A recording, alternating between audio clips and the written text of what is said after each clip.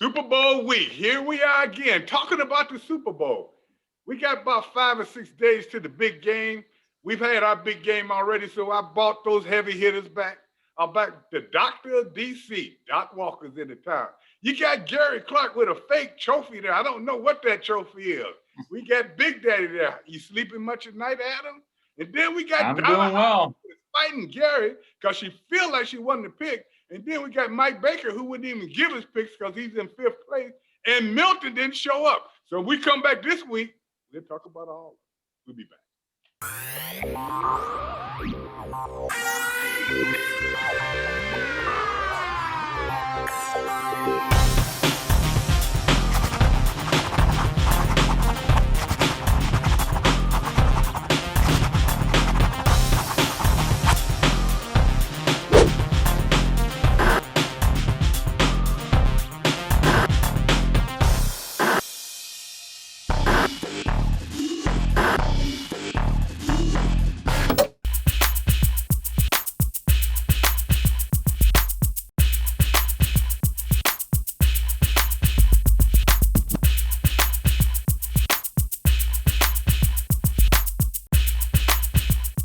I put in a lot of hard work over the past few years to get to this point, and I was excited to be here in Washington, and then did a good job with Randy, and he did a good job with me, and here we are. So I'm definitely excited for this next chapter.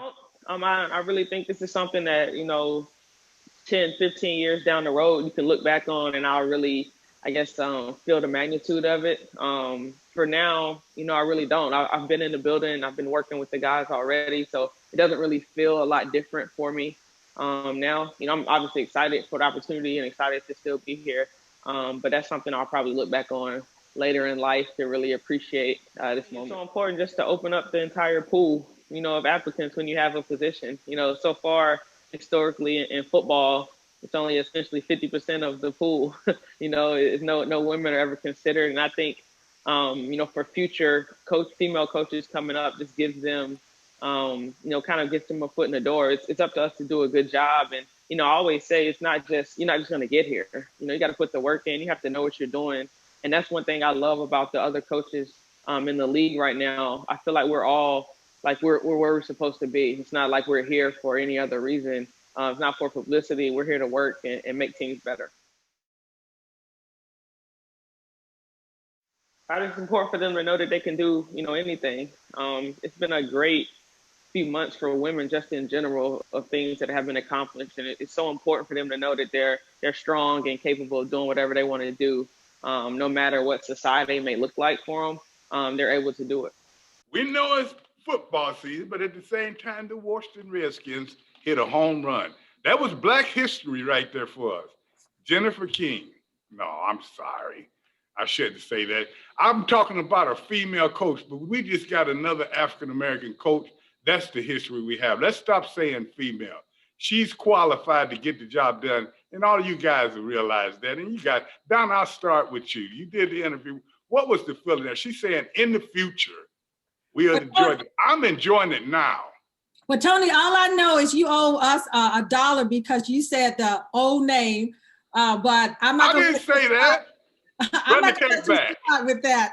But anyway, Jennifer King becomes the first African-American female in the NFL to hold a coaching job, and only the second. And we've got one over with the Tampa Bay Buccaneers, Locust, who will be in the Super Bowl coaching for the first time. But it's the doors that have been open, Tony, but she just didn't get it. I like what she said. She didn't get the position just because she was a female, but Coach Rivera said that she did a great job and she's worked hard in getting that job with the running back. And she also coached the wide receivers in previous years with some of the interns that she's had. So they've got a good qualified person, to help out with that offensive side of the ball. So, my hat's off to Coach Rivera for hiring her in the first place because of her credentials and not just because she's a woman. And congratulations, even more so that we celebrate Black History Month in what she has accomplished so far.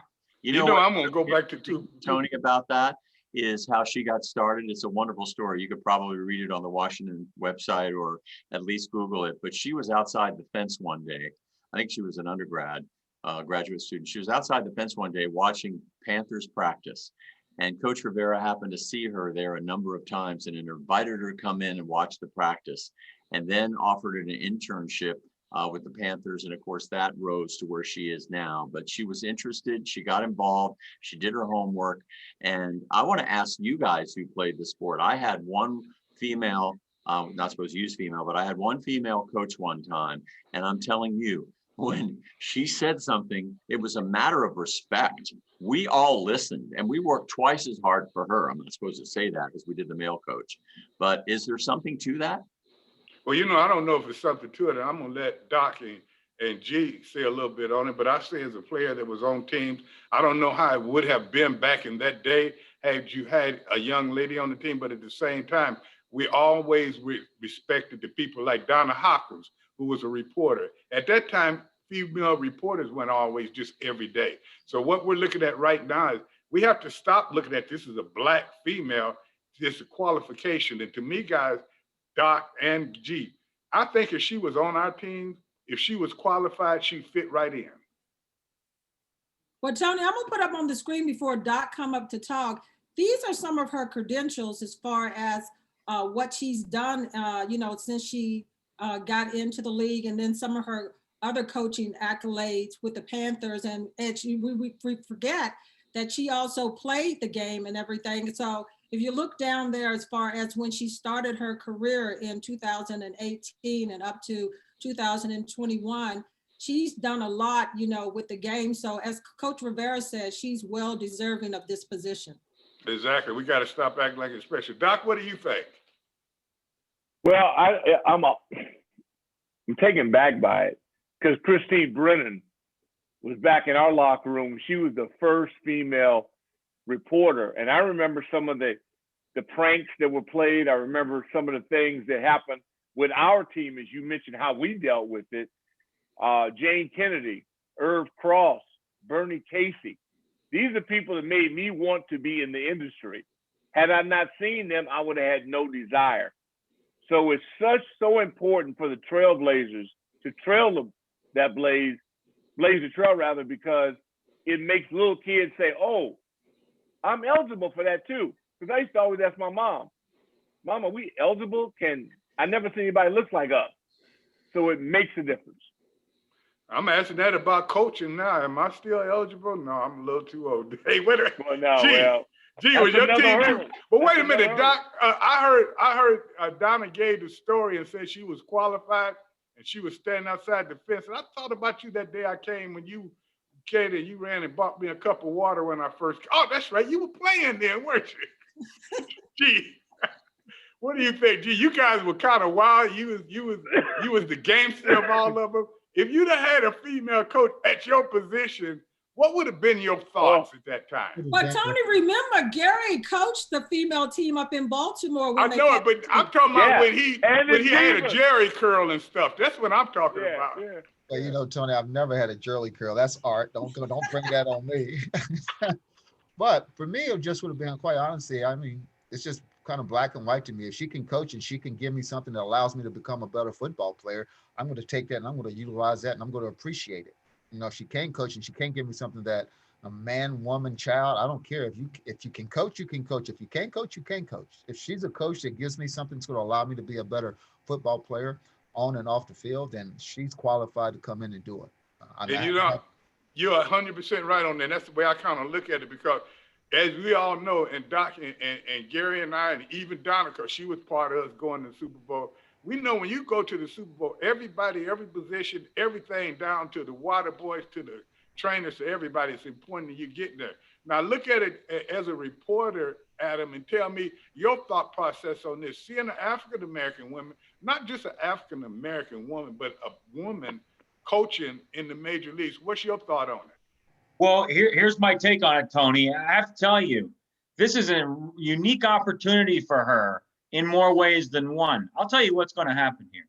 If she does an outstanding job, then other owners in the NFL and other owners in other sports will do the same thing. They'll give women and, as you mentioned, African-American women more opportunities. This could be a real chance for her to have success for herself and others as well. Hey, Tony, let me tell you how she has already helped one player, McGee, the running back. He ended up having she helped him in his passing game. He ended up having 80 receptions, which is the second most in the season for a Washington running back. So already, she's already put her handprints on helping one player already, and probably many more of the running backs. Wow. Speaking of that, and she helped him, but at the same time, we have to go to our Offensive Player of the Year offensively. Did she help Terry McLaurin in it? I mean, the guy ended up in, little did I know, G, I didn't know he was on schedule for over 1,000 yards as he ended up having in as many catches. Mike now is saying that we should get someone to go with him in the draft. Tell me a little bit what you think about Terry as our MVP. I know I'm jumping on you here. And then think about another guy. Would you get another receiver first round in the draft? Well, Terry, I mean, I think Terry he's the closest thing that we've had to like a combination of Art Monk and Ricky Sanders in a long, long time. I mean, for me, he kind of reminds me of Slick, kind of do everything. He's that guy, he's fast, he can run intermediate routes, he can run short routes, and he can take you deep, he can take you to mileage. And his stats are in line with mine. Like, quite honestly, I mean, his stats are kind of like my first 2 years is kind of like his first 2 years in the league. I mean, he came in and kind of set it on fire. He's averaging 15 plus yards a catch. I mean, he's a real thing. Now, in terms of the Washington receivers, trust me, I think they're nice. I think they're nice already. That boy who looks like he's a tight end playing receiver that we got, I'll tell you right now, that boy be coming out to play. Now, when he takes it, he be trying to break everything that comes his way. I like his attitude as well. So, I mean, you can always improve your team. Whatever helps you improve your team. But, I mean, I like our receivers. I liked them last year. I liked them the year before last. I like our receivers. A couple of the opportunity of running. Sorry. No, I mean, I just think, I just hate that everything we kind of have is a short game. I would like to see us go vertical a little bit more. If we go vertical a little bit more, then I think you see even bigger and better results from those guys.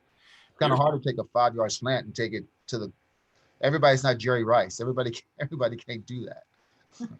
There's a kid named Kadarius Toney, and he's out of Florida. He played his senior year, so he's got all that experience. They say he's like a turnstile. He can't be covered. And a couple of people have us drafting him 19, the Washington team drafting him 19th. But you actually can slide down and probably get him late in the first round after you maybe take Mac Jones in that slot at 19. But you can slide down and grab him with maybe giving up one of your thirds, and then you'd have that Mac Jones everybody's talking about, and you'd have Kadarius Toney. You'd have a pretty interesting tandem right there. But just to throw that out, I'm not the one that thought of Toney. Everybody's mentioning him for the Washington team. And Doc, we only got a few seconds, but I want to hit you with this. I told Mike when we were speaking this morning about the show, I said, you get a good receiver, and Gio even tell you this. And then he was saying, well, maybe we need to get this. I think if you're going to go in that first round, and you guys can agree with me or not, okay, we could get a good receiver, but I'm like, I think they got receivers can make it happen, but no receiver is any better than his quarterback, and the quarterback is no better than the line. Both of those need fixing with the Washington team. What do you think, Doc? Would you go with one of those? We got about a minute. Would you go with one of those, an offensive lineman or a quarterback before you take a receiver? Yeah, I would. Just look at the Tampa game that you lost.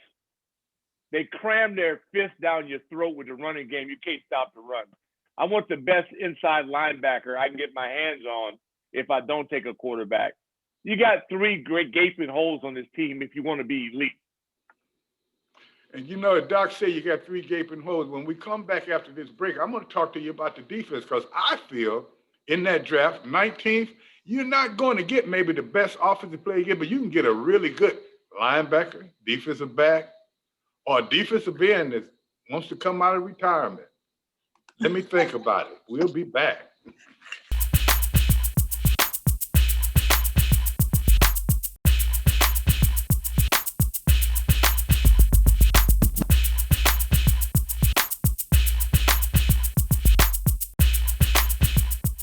As I come back to you, I talk about the part of the team that without it, you never get anywhere. We have people on this show that just tell me about wide receivers. We have doctors on this show that said the best people on the team was tight end. We have people on this show that wear skirts that hate defensive players. But at the same time, she's pretty good. So I'm going to talk to you about the core of this Washington team. When we start talking about superstars and we talk about rookies of the year, and when we talk about our defensive player of the year, we talk about Chase Young. Now, guys, the last time I remember when he was drafted, wasn't he the number 2 draft choice and he was a defensive player? Am I right? Or did he play wide receiver? He was. I think you're right, Tony. It was on the defensive You side. don't even answer me. You made him speechless. Gary ain't got nothing to say. We already talked about Terry. So I mean, we already talked about the team. We already had that conversation. Now we're talking about the remainders. Oh, so you threw The leftovers. So it's okay. We're talking about the leftovers now. It's all good. Well, okay. Well, speaking of leftovers, a lot of people, Doc, have come to me, and you kind of think the same thing yourself. He had 7.5 sacks. And you can remember years that we had guys with two or three guys that double figure. One year, Dexter Manning had 18 and a half. What do you think about Chase's overall performance? I like the 7.5 sacks. I like the energy. But was it really a Rookie of the Year performance? Well, yeah, because you're comparing him with the other rookies, not against our history. Right. Mm-hmm. Because, we had the Prize Bull. You're looking at Chuck Mann and those guys, Ken Harvey. We've had, and even that, I forget his name, McGee last name. We've had such premier pass rushers that it's unfair to these guys because they don't rock our world because we've seen the best. Now I think the groin set him back. I think he came back a little early trying to play for the team. When you lose your quick twitch and you're a speed guy, you minimize. So I thought he got a lot out of his body despite the injury. But that other guy on the other side, to me, is just as freaky with a possible higher upside. Now, you always talking about Novena. I know Carol is in the room because no way you even knew it was you always thought they playing with one defensive end. How'd you figure that out? Look, your wife and I, we understand you, okay? So I can't believe that I'm agreeing with you because I thought Sweat played. I mean, oh, man, I thought he played very well as well. But now, Adam, you tell me, with this team and with the young defensive line, and now you go to the draft, Adam, and you follow this a lot. What about drafting a defensive back, one that will shut the corner down, or a outstanding killer linebacker? Well, I'm with you, Tony. I would go defensive back first because Kendall Fuller is an elite corner, but you need somebody opposite him. Darby was good, but you need an upgrade there. I go cornerback all the way. No, Tony, I can't agree with Adam on this one. Even though they may need a cornerback, it's the linebacker that they need more so because that was the area all season long where they suffered. And if they get that quality linebacker in there, along with that defensive line, they are going to create havoc there. They got to start with the linebacker first. See, Mike, I know you probably think I talked to them, but did I not tell you that when we were talking about the show? I told you were telling me about wide receiver right now. And even with you being one of the greatest receivers in the game, you understand what we're saying about this draft pick right now because this team is not a long way away. And I like what you said about the receivers are where they need to be. Now, looking at the defensive backs on the other side of the ball, don't you think that a good defensive back or one that was shut down by himself would be a great pick? Are you talking to me? If you're talking to me, I think. No, I'm talking to G right now. You play baseball. Tony, and you already picked a receiver. Tony, we got breaking news. Just breaking now. Kansas City center Daniel Kilgore and wide receiver Demarcus Robinson have been placed on the reserve COVID-19 list ahead of Super Bowl. I'll give you my picks after the show. Okay, so that is big news right there. Now, what do you guys think about that? That means others could have it too. You never know. Okay. Well, and they had a problem about 2 or 3 weeks ago. Does that change your thought process? And chime in, whomever want to chime first. Rick, does that change your thought process pertaining to who you think will win the Super Bowl? Yeah, it was my biggest fear back in September is that around Super Bowl week, suppose a quarterback gets COVID-19, it could have an impact on the game. It has made it a little easier for Tampa because I thought Kansas City might have had a little edge coming in. That edge is gone. I'm with you, Doc. I think when you look at Kansas City, if you look at Tom Brady's history, the only teams that have ever been able to beat him in Super Bowls are teams with a dominant pass rush. The Kansas City Chiefs do not have that. And I think it's going to bode well for Tampa and it's going to be a serious problem for KC in the game on Super Bowl Sunday. But Tony, we don't know how this is going to play out even before Sunday comes, because you could have more people test on Tampa side and Kansas City side. So we almost have to see how this plays off on Sunday, because they already said if you test, you don't play. It ain't no, we'll play a week later or so forth. So, you know, teams are probably on edge right now because, you know, they're trying to be in a bubble, but things happen. And so come Sunday, you know, you may have some other key players out on both sides, you know, Tampa and Kansas City. Mike, did they say within that news break, did they say if they were out indefinitely, or did they say they're looking at them for a couple of days or what? Have you heard anything on that? Yeah, it just said that they are now officially on the COVID-19 reserve list. So they're Tony, not, that's 14 days. So it's not really, they're not ruled out. They're done. No, they're done, Tony, because it's 7 to 14 days they have to. Oh. Now that was the center and who, Mike? That was their center. Let me check one more time. I just jumped That out. gives them 3 starters of their original offensive line. 2 of them all pros are out. Exactly. So if Tampa can't beat guys that are in a backup position, that's why Green Bay got their behinds whooped, because they're playing without their all-pro left tackle. Exactly. What happens is that you get a slight advantage. That's why we got exposed, because they played us with a backup tackle and blocked our guy one-on-one. Okay, so that's why to prove the film never lies. You get exposed when you get down to the championship level. So what do you think about? If your coach starters can't be the guy who's the backup, then that says all you need to know. Yeah, but now we're also looking at Tampa Bay, who may have 2 backup safeties in there at the same time. Does that kind of even it off where the teams are? We knew when going into this game that the 2 quarterbacks would probably be the difference in the game. Whichever one probably has the best game or throw the last pass may be the reason that they win. But now it's been broken down to the people, the accessories that they have around them. All of those people will not be there, so we got a problem. But now you look at Tampa Bay and you got playoff Lenny. Everybody know who he is. And the boy is running well. So now somebody tell me, does that give Tampa, as we knew when coming in here, Gary, no matter who you pick, we know that Tampa was going to be the underdog. But now does that make Tampa the favorites? Possibly. I mean, for me, it's a Super Bowl. You just don't never know. And because I played in Super Bowl 22, our X factor became a guy nobody had heard of, Timmy Smith. You never know what you're going to run into. Timmy Smith, he shatters the Super Bowl rushing record at the time. Nobody saw that coming except Joe. Joe saw that coming. And, you know, I mean, I think, you know, people, I don't know, things are probably getting a little different than it is today than it was back when we played. But, you know, those coaches know who's testing and who's not testing.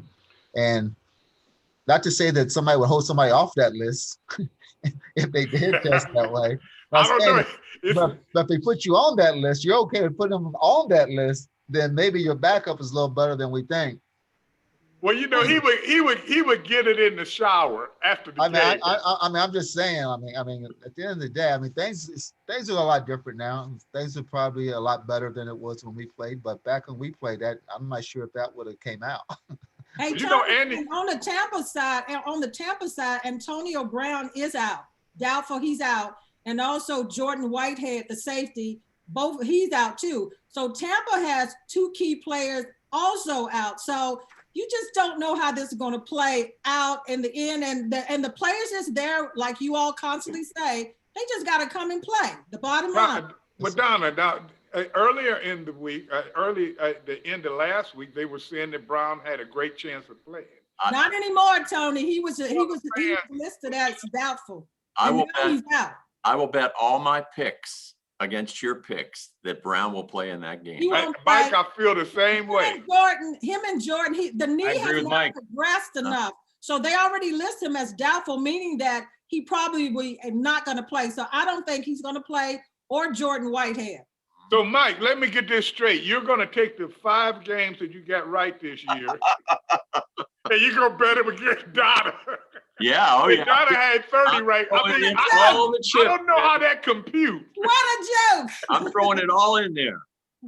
And Doc But you- will back me up. Brown. I got you, we Mike. all I have got been you. kind of afraid of this, and I know we were talking defense about the Washington team, but now let's talk about the Super Bowl, because this really is a game changer, but it still comes down to the aspect, and there was 5 things, Mike, that we were thinking about, and we'll do later in the show, but one of those 5 things that we were thinking about is the difference was the quarterback. That hasn't changed.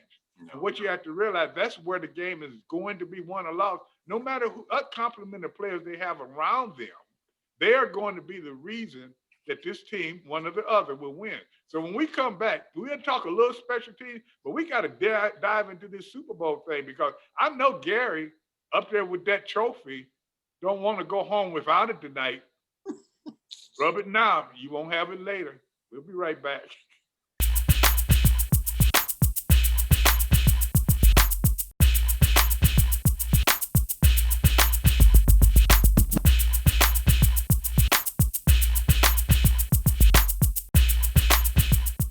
But one thing we have to do with this Washington team is we have to put them in bed for the year. We've talked about the offense. We talked about Terry had over 1,000 yards, but Lauren is a very good player. We know they need running backs. We know that they need some offensive linemen.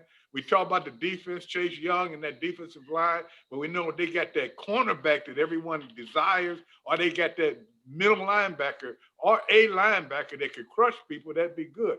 But now we talk about special teams. And that's the one thing that could be a game changer. And we'll tell you later on in the show why we're saying that.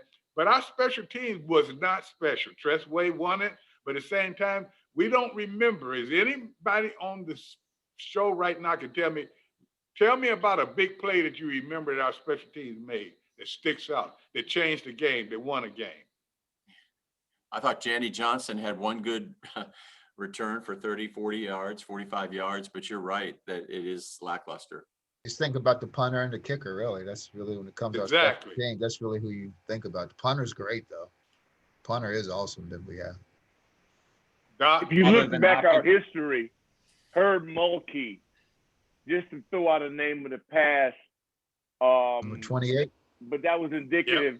We had specialists that were leaders around the league. The best thing Washington ever offered was special teams. Number 1 in every category. And that's we've kind of gotten away from it. And it's to the point now where it's embarrassing.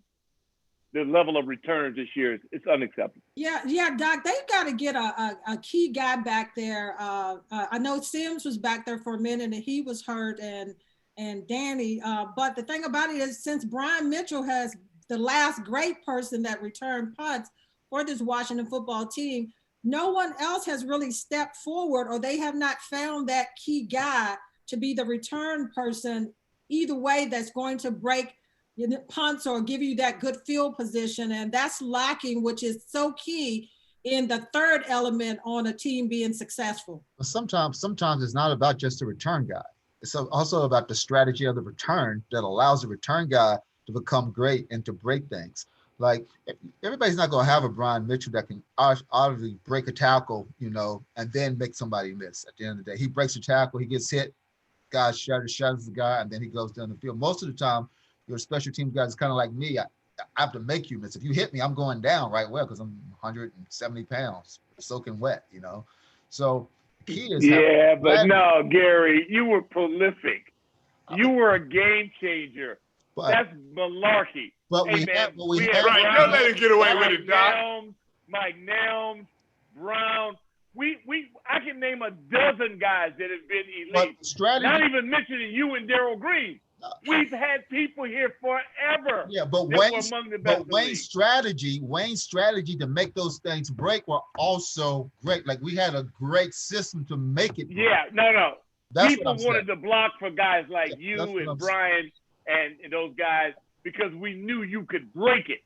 I You mean, are the I reason don't we see. I just blocked. see a bunch of people running down the field trying. Like I don't even see a coordination. They don't believe in the guys returning. You know? They know they're terrible. That's my point.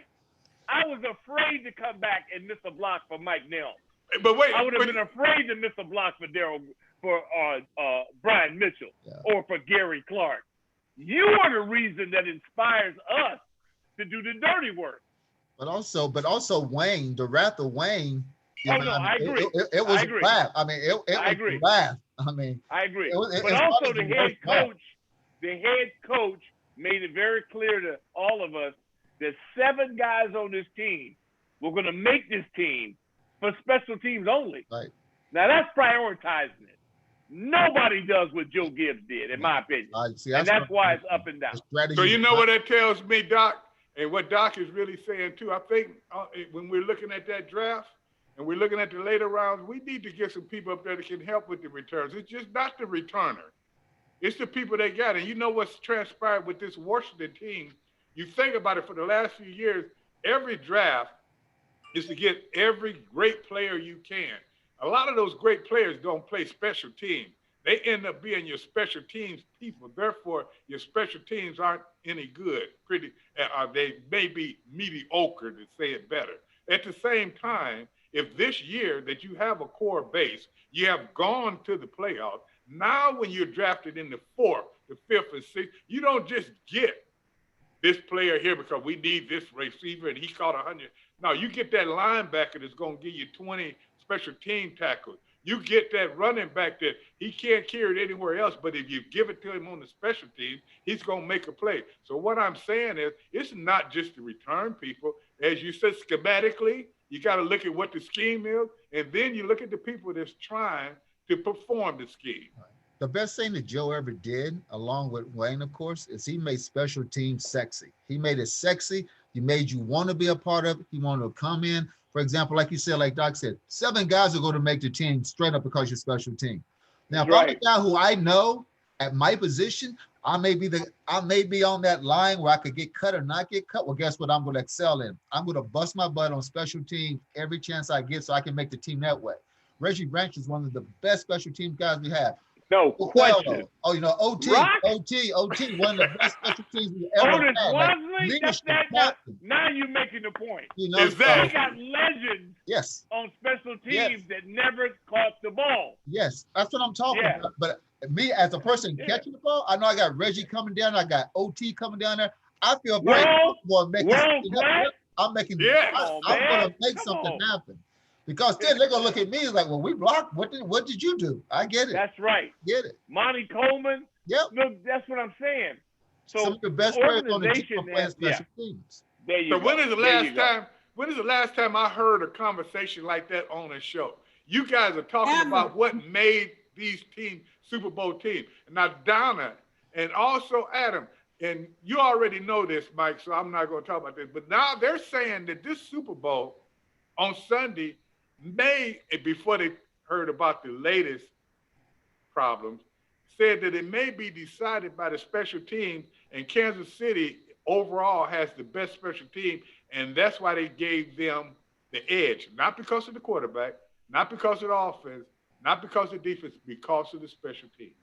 Yeah. Tyreek Hill, Tony, that's all you got to say on the Kansas City side on that special teams, because they put the ball in his hands.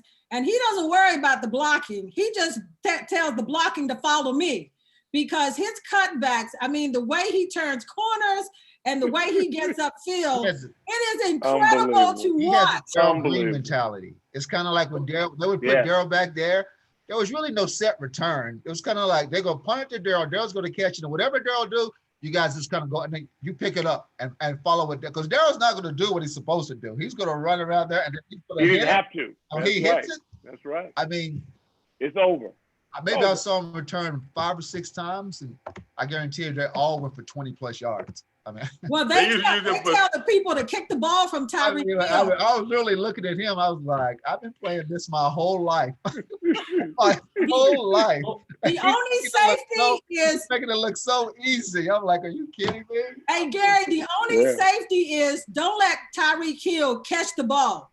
Kick it out of bounds, kick it Well, let me- anywhere else. Just don't give it to him. Exciting like that. I agree. Let me say two things. First of all, Tony, if you remember when Andy Reid was in Philadelphia, he had Deshaun Jackson. You remember that? So Yes. Tyreek Hill fills that same void. And another thing, don't forget about Mickel Harmon. Yes. He is a tremendous speedster who also plays on special teams. And if they get his hands on the football, he's every bit as dangerous.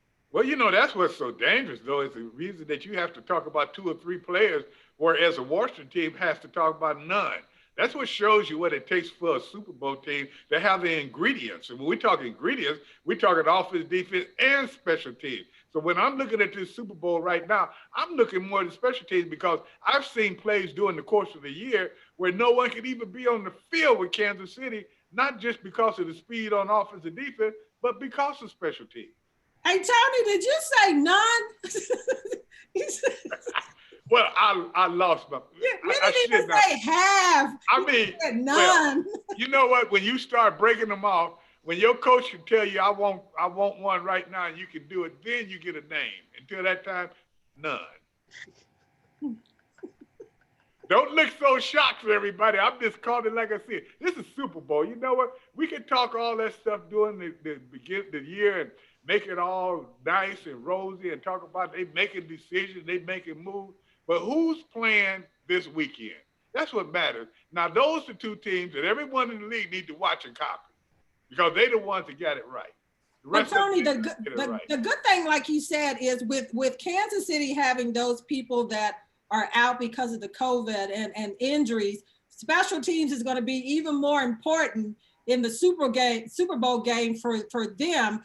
But, you know, I was talking to Ron Smith, who's a cornerback for the Tampa Bay Buccaneers, and I was telling him, how are you all going to stop Kansas City with all those weapons? Because you take one away, they got another one. They've got like 5 weapons on offense that, you know, it's hard to cover that. And he said, well, don't forget, Tampa Bay has speed also, which both teams have speed, but it's going to be fun because when you look at the defensive side of the ball and maybe you could talk a little bit about that for Tampa Bay up front, they create havoc up front as far as with those guys. So, you know, looking at that, how do you assess the Tampa Bay's defensive line also?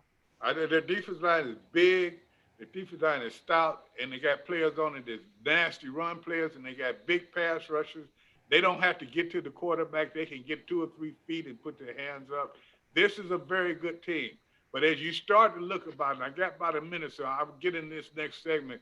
When you look at these teams, and when you look at down the road, and you look at the last game where they won, but you had a receiver that had 263 yards in the first half with 3 touchdowns, and you only win by 3 points, then I got a question that you had all of your individuals. I say right now, if Brown plays, Tampa wins. I know you don't want to hear that, but I'm telling you right now, they play. For the simple aspect that Kansas City's luck is about to run out. They got a lot of talent and everything, but I can count 5 games this year that they won on luck, or they won because the quarterback made them win. That's not going to happen this week, guys. But Tony, why when you it comes back, I'm not even giving you a Luck. rebuttal. I like to have luck like Listen, that. hey, Tony, fans, Tony, listen why to you them. picking You're going to have to Kansas City hear them when we Hey, come back. Rick, I like to I have did that some on luck purpose. like We'll that. be back in a minute. Listen to them. Look at it. They're Hey, trying to that's get it right. We'll be Novena. back. Novena. Did you guys see how they were clamoring when we left? Because I had the guts enough to make a call. Nobody around here. Gary got that little trophy or whatever he called it up there to my. I won. Timmy. Doc saying everything under his voice so he can say, I didn't say that. I didn't say that. Donna, I'm backing Donna. I'm backing Donna. You docking back, Donna? That's right, I'm Rick. backing Donna. As You know, always. we're joking a lot, guys, but this could be one of the best Super Bowls we've seen in a while. A lot of talent, and even with the talent that is not going to be there, this is still 2 very good teams, well-coached teams. You got the GOAT, as they call him, and the kid who will be the next GOAT. And then you got a lot of ancillary players around them that's good.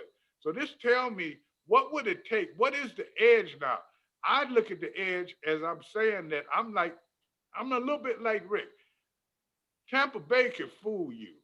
And everybody talking about Brady, but they got a lot of other pieces on there. Kansas City, as I said, the Hornets had to win too many games for them this year. And I think it's time he's going to lose a couple. This one. Tony, like I said, give me some of that luck and I'll take that any day because that luck still gave you W's. And so if you got the lucky 4-leaf clover or the rabbit foot or whatever, then I'm carrying that all the way to the Super Bowl with me still. So what are you are you bargaining with Gary right now, letting him know what you're going to pick? I'm not saying that, but I'm just kind of like saying that give me that kind of luck because that kind of luck got you wins. Well, it wasn't all luck because you know what, he made plays, but now with that turf toe, and I tell you, I had one about 2 months ago, had to go to the doctor. I know because old men had to do that, but that thing, I couldn't even walk for a week. I was surprised to see him out there last week. What am I doing, Doc? Yeah. What am I doing, Doc? That takes right out of it. It takes it right out of it. It takes it right out of So it. he won't be limping, is what you're saying. Not at all. I have a question of Adam, if I could. Adam's going to have the answer to everything. Watch this, because Adam has all the stats in his head. All right, the last time these two teams played, and we talked about this last show, Tampa played man for man. And in that game, Tyreek Hill torched defensive back Carlton Davis, torched him to the point, as Tony said, 200 and some odd yards. So why wouldn't you play zone? And I want to ask obviously Adam this, but I want to ask my two offensive players. When you face this team, there was only a 3-point difference. If you played zone, would it make a difference in being able to cover a guy like Tyreek Hill? Let me make one connection before you say that. If you read it, and I've been looking at a little history of that game, and on the third TD that he had during the first quarter, the first half, Carlton was the closest one to him, but they were playing zone at that time. It may have been a cover two, and he was the closest. So then after that, that Tyreek didn't score anymore. He didn't catch. He caught 6 passes for 66 yards for the rest of the game. Therefore, that's one or two things.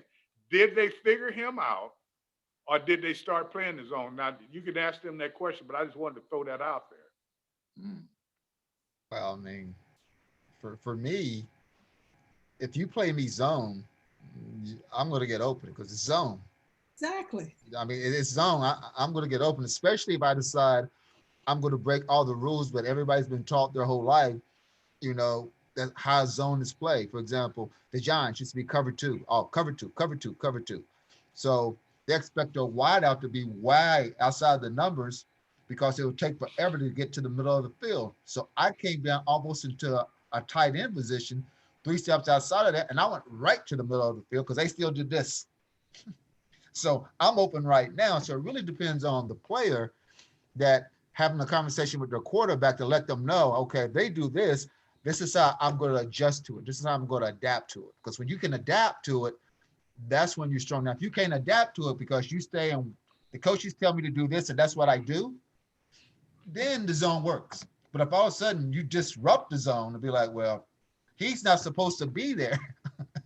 He's a wideout. He's an X receiver. What is he doing way down there? It disrupts everything. I mean, it just really depends on the receiver and the quarterback and what type of relationship they have, in my opinion. But I mean, it's a zone. Zone is meant to be open. You just got to know where the holes are. So what would you do, Doc? Would you go man to man? Would you take a chance? Got Eric Bieniemy and Todd Bowles. This is a chess match right now between these 4 coordinators to me. You got the GOAT who you're not going to trick. Mahomes is a guy you can trick. Right now, he's still young in his game. Very athletic, but I'm going to try to trick him. The GOAT's not breaking down. So you got to get to him with pressure. So I think it's a cat and mouse game. I have no idea which they'll do, but there's going to be a lot going on to go after Mahomes. Very little other than pressure to me for Brady because you waste your time against him. Do you think they might try to jam Tyreek Hill at the line of scrimmage? I know it's kind of risky, but because he's small. Possible. It's right, exactly. Don't do it. It's huge. It ain't happening. It ain't happening. Okay. Don't do it because It's like saying Michael Jordan. That's a big risk. We're going to run 2-1-2. It don't matter what you do. Okay, you just got to hope that you get to the quarterback. That's the way you stop him. Get to the quarterback. It's pretty much. And you know what, Adam? He's telling you exactly right, because for the simple aspect, usually when they try to jam a man on the line of scrimmage, you can ask G. They want to get you and throw you rhythm off. But when you got a guy, you know a chance that one person will be taken if he missed that jam. No, you're right. You're right. It's over. I just figured because he's smaller, but The first shutdown corner, then they have to do that because they're a shutdown corner. So then that becomes a battle. But if they're not a shutdown corner, okay. And you miss. Off to the No, you're races. right. You're right. There's a risk, of course. But And you done told the defense what you're doing. Exactly. That's moving out the way. That 14 will kill you, and they got Kelsey. Right. No. I want You're right. And Sammy Watson is supposed to be back this week, and Levy Bell. Exactly. So there go more arsonists in your receiving core. Yeah, you know what's getting me? They get their running back. Exactly. Don't forget, they played without their best back. Yeah. Right. When we come back, we got to put this baby to bed. But let me think about this during the timeout, guys. When you look at this, I'm listening to everyone talking. We talking about how good Kansas City is and the players they have, the speed they have. You can't jam them at the line. But at the same time, we talking on the perimeter that Tampa Bay may be the team that they have to beat. That Tampa Bay may be the only team that can beat them. They match up that well. Their defensive line, speaking of Tampa Bay, can really give Kansas City's offensive line, especially with the players they lost, big trouble. Then their quarterback, who runs well, I'm speaking of Kansas City, can give Tampa Bay a big problem because they cannot, quarterbacks that move around give them a problem. They did a good job with Aaron Rodgers. But what we're looking at, this game is going to be so close that you probably can't call it until the last 30 seconds. It's not Jerry, going to be that's why you're going to a lose. defensive game, Tony. These defenses don't shut anybody down. Look at the scores. I mean, the scores are in the 20s. So who are you shutting down? Like Washington. It's going to be some shutdown. 42 to 10. That's a shutdown. Wait a minute. You scored 14 points. That's a shutdown. Jerry. You're going to have to shut it down. Bring it back in the next period. I'm just saying. As we went out, you know that everybody was upset and trying to get everything together. But we know everybody's upset right now because of the pandemic. So what do? You stay at home. Do you work out enough? If you look at me, you know you haven't. So what do? We bought back our fitness tip of the week. Diamond, what do we have this week? I need to get in shape. Help me. No, Doc Walker look good. Look, that's true. You said that. No, that's true, Tony. I'm glad you said it because I didn't want to have to say it to you. But Tony, for this week, we're working on the lower body to get as far as leg strength and all of that. And we remember the running backs, and that's a key thing. And so the lower body this week is our fitness tip. Welcome to Tony McGee's Pro Football Plus Fitness Tip of the Week. My name is Jaleese Dawson with Fusion Fitness by Jaleese, and today I'm going to show you some easy things to elevate your heart rate and increase your flexibility. We're going to start with some squats. So take your feet hip distance apart, sit back and come up. Sit back into those heels, keeping your toes pressed up. That's going to support your knees. Give me 3 more. Nice. Today's all about your lower body. And last one. Great job. Grab some weights. Whatever pound you have at home is fine. And we're going to build on that squat. And then we're going to press with a kick, press with a kick. So here you're focusing on your form. So we're not going real fast, nice and controlled. We're working those glutes. We're working those hamstrings, those quads. We're also working those deltoids and those biceps as we press up. Give me 1 more. Nice job. And take those weights back down. So this is a fun lower body exercise. We're gonna touch the inside of the foot, hop back, and press down. Give me 5. You're doing great. So quick feet here. Halfway, give me 2 more. Nice. Last one. All right. So going into another cardio and lower body movement. Skaters. Step across, foot back, step across, foot back. Now add the opposite hand towards the opposite knee. Nice. Keep it going. Give me 2 more. Nice job. Hope you love those moves today. Great for your lower body and for the heart. I'll see you next time. Hey, Rick, all I want to see is Tony do with the weights, the squats with the weights, bend down, and then the kick outs. That I'll pay to see it. I was in the background doing that, showing her what to do. Was that behind the wall in the shadow? You know what? We're going to start bringing our fitness tip back, and I hope that you fans like that, because we did that for so many years. And right now, conditioning is a very important part of, even with this pandemic. They're saying individuals is working out and doing a little bit, they're having a better chance of surviving this thing. You guys got to stay healthy. I do want you fans to know our next show, and we will have a special show, the 24th of February. You have to look for our Black History show. We'll all be on there, probably a lot of the same crew with JB, James Brown, will be on there with us. I want you to know one thing. We're ending our 36th year today of our show and having it. And we have been here 36 years, and all these people have been with me. And I tell you what, if it weren't for them, I wouldn't be sitting here doing this right now. If it wasn't for my family taking all the things that's going on with it, I wouldn't be sitting here doing it now.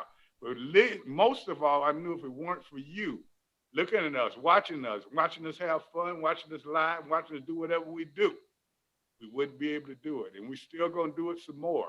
We do have a special show February the 24th. We want you to watch it. At that time, we'll make an announcement of some new things that we're going to do. But one thing we hope we've done this year is made it exciting.